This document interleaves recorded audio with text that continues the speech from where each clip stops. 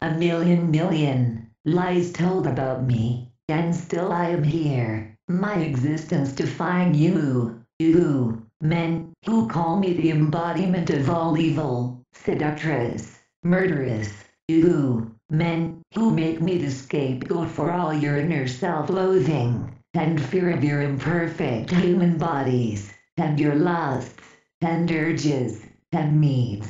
You, men, who the violence and manipulation have created a world in which most women have no recourse for survival but to trade their beauty, as defined by you men, for sustenance, and tell you the lies you demand to hear, so as to avoid violent death at your hands, and who then turn upon beautiful women and insult them for the only option left to them, whore. Yes, I am a whore, as are all women, be they wife or prostitute. I am a whore, my red lips dripping with sweet honey lies, my legs spread open to give you pleasure. In marriage, providing you with children, and this family and immortality. In return for these gifts and services, you have waged war upon me, smashed and burned the earth that bears my name, hid and hurt, and enslaved, and mutilated,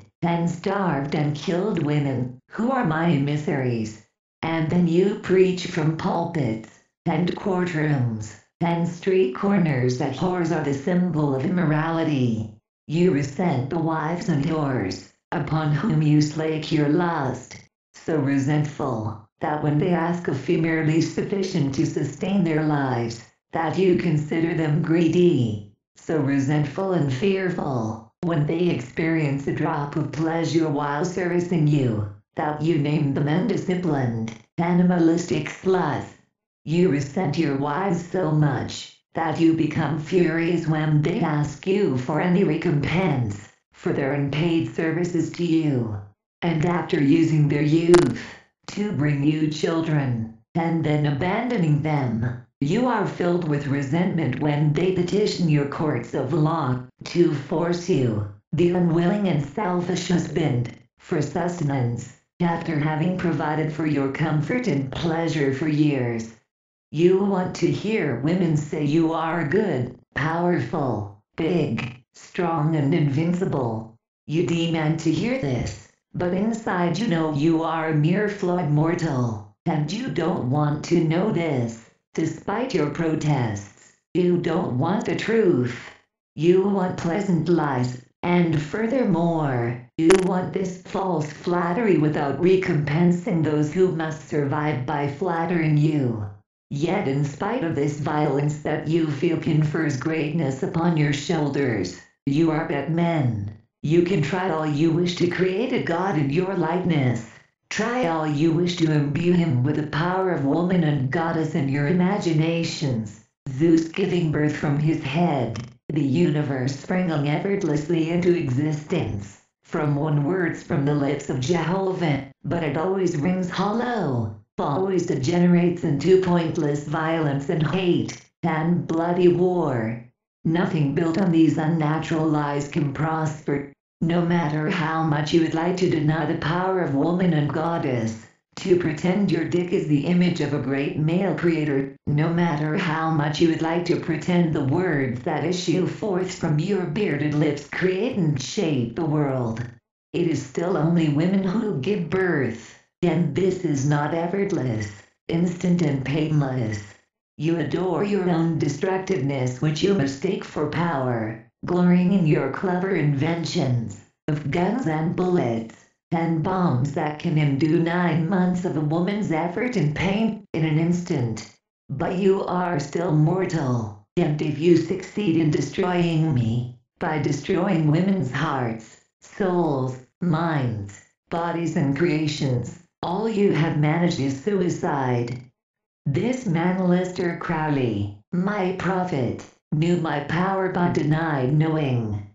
Having once seen me, he was a helpless and for the rest of his life, but in his pride and fear of the knowledge of my ultimate power, he repeated the lies of men, to wage the knowledge of his impotence, pretending women are inherently passive, fertile fields, in need of a man to infuse them with life, both in a physical and a metaphysical sense. From time to time he experienced bouts of divine inspiration, in which he sung my praises. There is a cry in an unknown tongue. It resounds through the temple of the universe. In its one word is death and ecstasy, and thy title of honor, O thou, to thyself high priestess, prophetess, empress, to thyself the goddess whose name means mother and whore. Aleister Crowley. The law is for all, but ultimately, he was a slave to his youthful programming, in the religion of the false slave god and his culture, which supported the slave god's warped view of the universe, in which women are considered less than men. And while laboring under this illusory spell, he wrote the following drivel. My son, I charge thee, howsoever thou beest provoked thereunto, tell not the truth to any woman. For this is that which is written. Cast not thy pearls before swine, lest they turn again and rend thee. Behold, in the nature of woman is no truth, nor apprehension of truth, nor possibility of truth. Only, if thou entrust this jewel unto them, they forthwith use it to thy loss and destruction.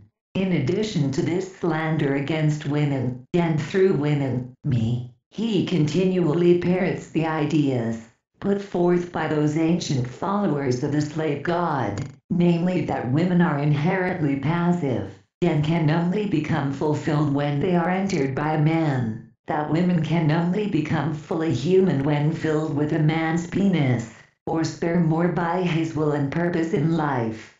Crowley taught that women are but hollow vessels without purpose, and that all energy and will are inherently male.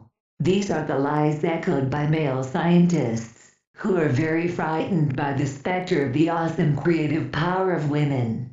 So they spin fables about the mightiness of spermatozoa, only a tiny fraction of the size of the female egg, warring with one another over their prize, with the winner taking all. Now, it is revealed, the sperm are drawn to the egg, which chemically calls them, and she herself selects her partner, or eschews them all, and indeed, in some species, she reproduces herself without any male input at all. The egg, in addition to holding fully half the genetic information needed to create a unique human individual, also carries the food necessary to sustain a new life after its initial early conception, upon which time it affixes itself to the inner wall of the woman's womb, after which time the woman's body does all the work necessary to turn the embryo into an independent human being. The male emissary's contribution is all but negligible. The male sperm are at the mercy of the woman's body and her egg's choice of partner, and not the spermatozoa's ability to win its place in the genetic lottery. In a similar vein, men cannot force the love of women, although you have tried since time immemorial to force a woman's heart by killing or humiliating one another, by abusing your blessings of larger size and greater physical strength to threaten women with bodily harm, and, by brute force, creating a cruel society in which she is powerless, resourceless, and friendless, and thus has no choice but to turn to you, and attempt to win your favor. You are able only to force a simulacrum of love and loyalty, for only true devotion wins a woman's heart, and even then, only at her whim. And this is what frightens men, the deep inner knowledge that they cannot force this love. Without woman, they are nothing, and they know they are nothing. In vain they try to turn this around, claim women are unfulfilled and empty, without their mighty, sacred penis, without their invincible, invading sperm to create small male copies of themselves. But they lie. From woman man is born. From woman he is fed, by woman he is dressed and bathed, and clothed in childhood. From woman he draws his comfort and pleasure in youth. From woman he learns the comfort and stability of home, family, and children in adulthood.